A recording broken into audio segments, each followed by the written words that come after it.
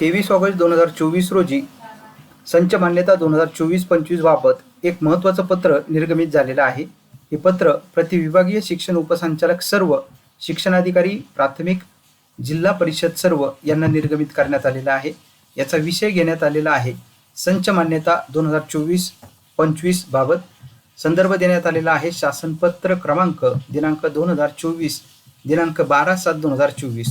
उपरोक्त विषय माननीय उच्च न्यायालय खंडपीठ औरंगाबाद येथील रीट याचिका क्रमांक 2822/2024 व रीट याचिका क्रमांक 5472/2024 मधील दिनांक 12/6/2024 रोजीच्या आदेशान्वये माननीय न्यायालयाने रीट याचिका क्रमांक 2896/2024 मधील दिनांक 15 मार्च 2024 रोजीच्या आदेशातील परिच्छेद 5 मधील निर्देशाच्या अनुषंगाने संदर्भीय पत्रान्वये शासनाने निर्देश निर्गमित केलेले आहे.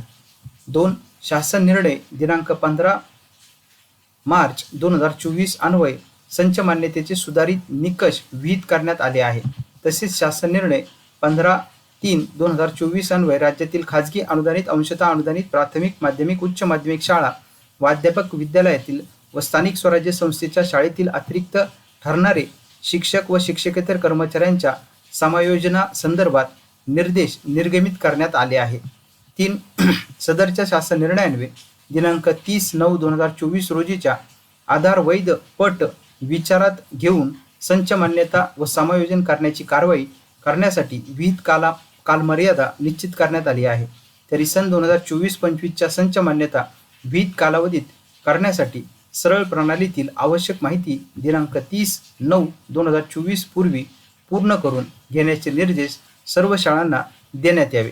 सरळ प्रणालीतील विद्यार्थी प्रमोशन शाळा प्रोफाईलची माहिती कार्यरत पदांची माहिती सरळ प्रणालीतील विद्यार्थी स्थलांतराची माहिती विद्यार्थ्यांचे आधार वैधता व इतर आवश्यक कार्यवाही विहित कालावधीत पूर्ण करण्यात यावेत.